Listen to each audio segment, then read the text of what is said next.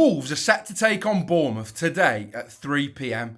In this video, we're going to be speaking about my predicted starting 11, the side that I would be starting, of course, and also the players that I think Bournemouth have got that could really hurt Wolves and vice versa. And I do think this will make for a very, very interesting game. Of course, there are storylines tied into it as well, with Yassine Adli signing for Bournemouth just a few days ago, a player that Wolves are heavily linked with. But let's get straight into this video. I hope you all enjoy.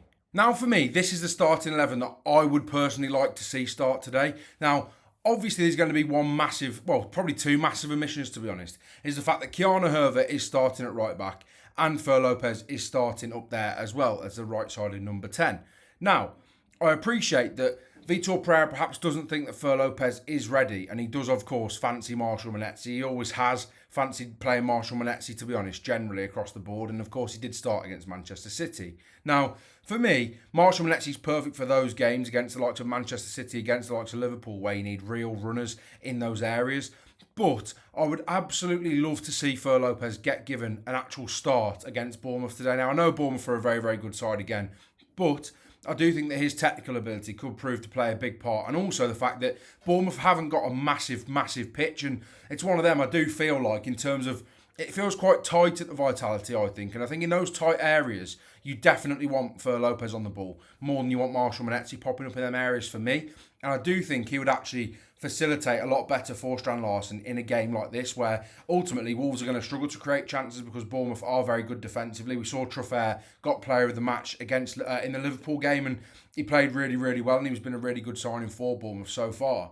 And I do think Lopez is probably better equipped to give him trouble than the likes of Marshall Monetzi, especially with the fact that Lopez wants to drift into these areas and get Strand Larsen involved, or play the ball towards Arias, who, again, as I've said numerous times, wants to get into the box. He's that inside forward player. He wants to be doing that. So I do think Lopez could offer something different, and you could do far worse than starting Fer Lopez against Bournemouth for me.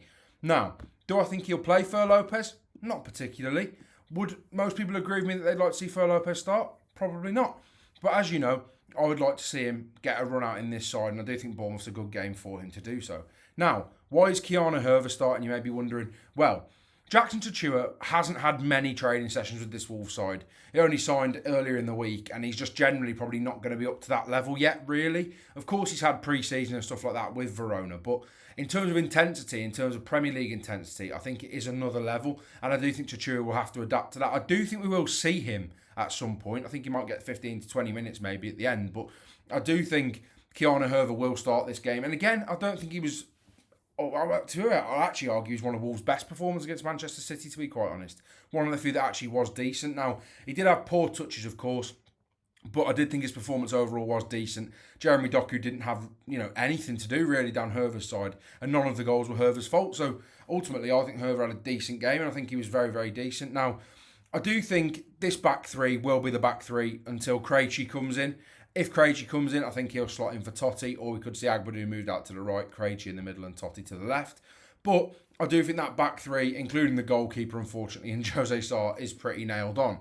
Now, I do think the midfield too, again, as I've said numerous times, there's absolutely zero way either of these don't play today, especially in a game where, Bournemouth have got really, really solid midfielders, and they've got a really good midfield. We saw Tyler Adams had a very good game against Liverpool the other day. Ryan Christie, again, a really, really hard worker, and that potentially could be why we see Marshall Monetzi playing off that right, because that midfield for Bournemouth, that three, they are very, very industrious, very, very hard working, and Marshall Monetzi could drop in and help out with that task. But I do think that will be the two regardless. And then, of course, Müller-Wolfer, I think he's key in this game personally, because ultimately I think John Arias has to start, because I thought it was lacklustre down the left-hand side with Jean-Martin Bellegarde against Manchester City. And I do think Müller-Wolfer will be linking up really well with Arias down that left-hand side. As I've said numerous times, when they play together, I think we're going to see that link-up. Obviously, we didn't even see it in pre-season with Celta Vigo game, because ultimately Müller-Wolfer went off at half-time, and then Arias came on about, Arias didn't really do a hell of a lot really in that game. So we didn't see it too much, but I do think that they will work together quite nicely on that left-hand side. And I do think we will see Arias almost very close to Larsen and Müller-Wolfer going on the outside of him, as I've said numerous times in my videos. But from a tactical standpoint, I think that's probably the best side to beat Bournemouth. But ultimately, as I've said, it probably will be Marshall Monetzi on that right-hand side. But how do I think Bournemouth will line up against Wolves? This is how I think Bournemouth will line up against Wolves, and I do think it was very interesting at Anfield. In possession, they were a 4-3-3, very much so, with Tyler Adams at the base of that midfield. But in defensive transition, it was very much a 4-5-1 with Semenyo tracking back, David Brooks tracking back, both of the midfielders sitting in, and they were defending very much like that. And it didn't work too great, to be honest. It didn't, obviously, Liverpool scored 4 goals, but they're always going to cause problems. And of course, Wolves do not have the attacking potency of Liverpool. That's just a fact. And of course, Liverpool have got an absolutely ridiculous attack, whether they made them signings or not. Now, in terms of attacking the game, I think Bournemouth's best sort of form of hurting Wolves is to go all out attack and go for it with getting Alex Scott as high as possible, getting Tavernier as high as possible, and then whoever plays off this left-hand side we'll speak about in a minute. But, of course, Antoine Semenyo off that right-hand side was absolutely sensational against Liverpool. And he's one of these players for me that he's so dangerous because he can pop up in any of those front three positions. If he's off the left, you'd back him to score. If he's off the right, you'd back him to score. If he's through the middle, you'd back him to score. And that's the issue, is if Wolves do get caught in transition against Bournemouth, they're one of the most threatening teams just purely because of Antoine Semenyo's unpredictability and his ability to just make things happen in that final third. And he's just got that real drive to get in the box, get towards the box, get a shot off. He's not one of these wingers that sort of dilly-dallies and you often see just tries to take on his man, passes it back. Like, for example, Jeremy Doku faced against Herver. Essentially, Herver I thought played really well against Manchester City, and he essentially just stood up Doku. Doku played it back to the fullback in Ryan Aït-Nouri, and that was the end of the attack. Now, I do think if Semenyo drifts out to any of these areas, and we've seen Agbadou does not defend these spaces well whatsoever. We've seen it all in pre-season, and to be fair, as good as he was last season, I thought he defended his box much better than he defended all of these areas when Andre and João Gomez were further up the pitch and they weren't screening that back line. But I do think Agbadou has got a real task, and mainly because of this man here, who will be Evan Nilsson, with no doubt in my mind. And he is so good. His movement in the box is borderline elite, to be quite honest. His ability to link up play with both of the wingers either side of him is absolutely brilliant as well, and that's something that he does really, really well. And I do think any of the movement in this area, Emmanuel Agbadou has to be absolutely on top of that, because they could quite easily take the game away from Wolves pretty quickly. If you just get Semenyo down that flank, you get whoever plays off the left-hand side, which we'll speak about in a minute, and that flank, and Evan Nilsson's movement in the box is absolutely top. So there are a lot of ways that they can hurt Wolves on 100%, and I think it's very key. Now, the key battle that I did want to speak about is whoever plays on this left-hand side, as I just alluded to. Now, Herver will be playing there for me, as I've just briefly said, but for Bournemouth, it's more intriguing for me, because I think David Brooks, as good as he was at Anfield, I think Doherty and Herver could deal with David Brooks quite comfortably, really, as a two, especially if they double up on him. However, if this is Junior Krupi, for example, and he's playing off the left here for Bournemouth, I think he causes real issues, not only because of his pace, but his unpredictability, his ability to want to get in the box, make things happen, and also his quick feet. And I think that's something that Herver's struggled with, not only really, in pre-season, but he's someone that struggled with that even at Stoke, as good as he was, against those wingers that had those quick feet and that ability to sort of, that turn of pace and that real sharpness and tenacity about them. I think he struggled against that. So I think Krupi could cause both Doherty and Herver problems. But if it is David Brooks, I'll be more confident that Wolves can deal with that. Now, Tyler Adams, for me, was absolutely exemplary against Liverpool. I thought he was brilliant. The way he played, just everything about him, so calm in possession, just mopped up pretty much everything. And generally, as a player that I really like, it's just whether he can stay fit consistently is his biggest issue. But I thought he was really good. And I think he'll be key today when Bournemouth are in defensive transition and also in defensive areas, because I do think Wolves will get chances.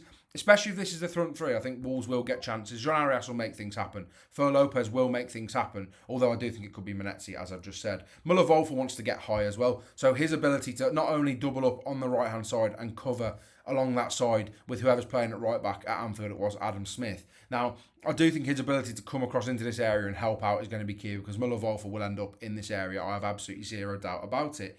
Now, as good as Tyler Adams is, the two in front of him are really, really good as well. And I thought they were really good at Anfield, of course, as well. That was, of course, Marcus Tavernier, which I thought played really, really well as that left-sided centre midfielder. He was just unlucky to not score as well. Should have scored at Anfield. And then Alex Scott, for me, a player, Wolves missed out on a few years ago, and they would have been absolutely brilliant when he was at Bristol.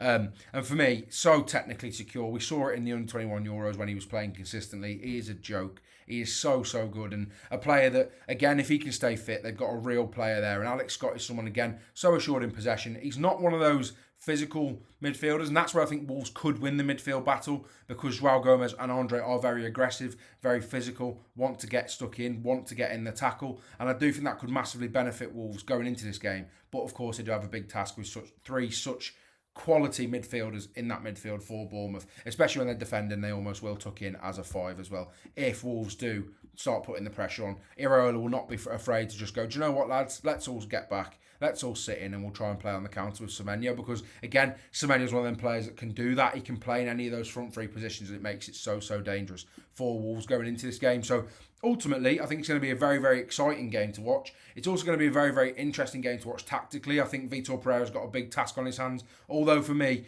as much as I like Vitor Pereira, and I've said it, I do think he's one of these managers that doesn't really adapt when the pressure's on. He tends to just stick to what he knows, similar to Nuno as well, which ultimately could be the fate of Nuno, and was at Wolves to an extent as well. But Vitor Pereira is not one of these managers that is particularly adaptable in games, so I do think Iraola will probably win the tactical battle. And in terms of quality, for me, Bournemouth have a lot more quality than Wolves, so it could be a very interesting game. But I'd love to know what you think in the comments, so let me know in the comments your score predictions as well, because I'm going to give you mine now. As I've said, I think it's going to be a really interesting game of football, not only tactically, but how it plays out in terms of what we can see from Wolves, because let's be honest, we haven't seen that much of an identity from Wolves in pre-season and in the Manchester City game. There wasn't that much of a clear plan. It felt very much sort of outdated on what we saw last season. There wasn't too much variation or differentiation from what we did see last season. And of course, it did work for Vitor Pereira last year, but there also has to be a bit of adaptability in order for teams not to predict what you're going to do and just come in knowing exactly what you're going to do. Although it feels like very much that at the moment. And hopefully Vitor Pereira does surprise me.